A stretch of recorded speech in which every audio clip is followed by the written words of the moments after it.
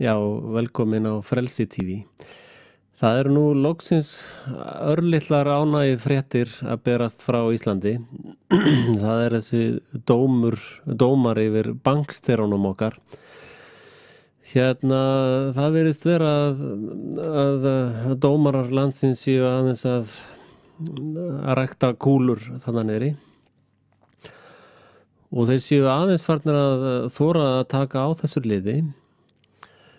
Og getum við séð hvað þeir fengu mikið, þessir glæpamenn. Þeir fengu 5 ár, Sigurður, Hreiðar 5,5 ár og Magnús 3 ár og Ólafur 3,5 ár. Mér finnst athyglivert að þeir fari í fangelsi. Þetta myndi ég til dæmis flokka sem skipulagða glæpastarfsemi, sem þýðir að allar eignir sem að þeir eignuðust þessir kumpánar í þessum viðskiptum, að þær eru á að gera upptækar. Það er ekkert minnst á það hér. Það er ekkert minnst á það, ég hef ekki séð allavega að það sé upptaka á eignum sem tengjast þessari glæpastarfsemi. Og það hlýtur að vera mjög grunsamlegt ef að dómarar landsins ætla ekki að setja hlutina í rétt samhengi.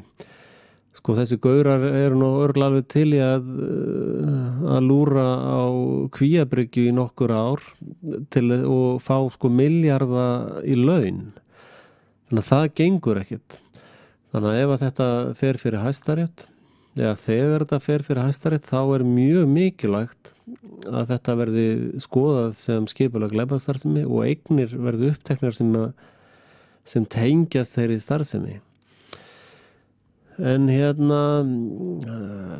þetta er allavega byrjun. Það er greinilega að það er farið að taka á fólki og nú verður forvinnilegt að sjá hvort þetta séu bara senditíkunar sem á að dæma eða hvort það verður farið ofar í stiganum.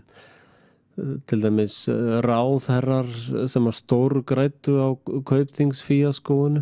Við vitum fólk sem hafði hundruður milljóna þar út á ekkert að hreyfa við þeim eða fólki tengt þeim. Stóru eigendurnir í þessum bönkum á ekkert að hreyfa við þeim. Þannig að eins og segi, þetta er góð byrjun. Maður þarf að sjá væntanlega endan á þessu. En ég geri athugasemd við það sé ekki verið að gera eignir þeirra upptækar. Og svo má nú náttúrulega ekki gleyma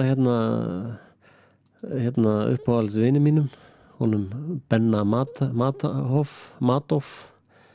honum Bernard Madoff, brjálaður af, eða hvað þetta heitir.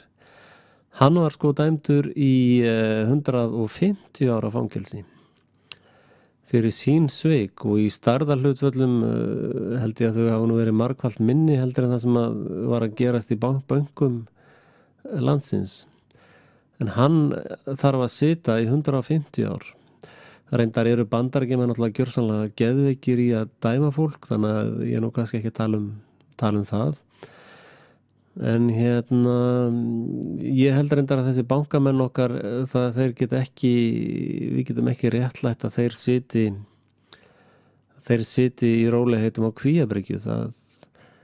Við hljótum að vilja að þeir finni til tefasins. Þeir hafa stórskaðað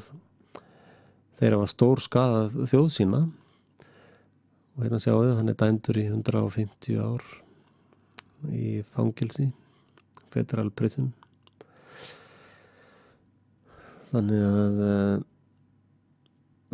að hann, kallinn, var tekinn á beinið, ekki að ég sé að mæla með því. Fyrir eitt af því sem mér finnst ljúft við Ísland er að við erum ekki mjög dómhörð, en það verður aðeins að herða á skrúunum með þetta. Þeir geta ekki labbað í burtu bara með allar eignir sem að tengjast glæpastarfseminni. Það er þannig með alla bankaræningi, ef þeir ræna banka þá fara þeir ekki bara í fangelsi, það er tekin af þeim ránsfengurinn. Og ef sérstakur saksóknari er að klúra einhvern veginn með það að það sé ekki tekin af þeim ránsfengurinn, eða ef það er dómarinn sem tók það ekki í mál, þá það mjög grunsamlegt. Þá fer maður að spurja hagsmunatengsli við sérstaka saksóknara eða hagsmunatengsli við dómarana. Þannig að við fylgjumst með þessu, hvernig þetta framhorfir. Takk fyrir, og bless.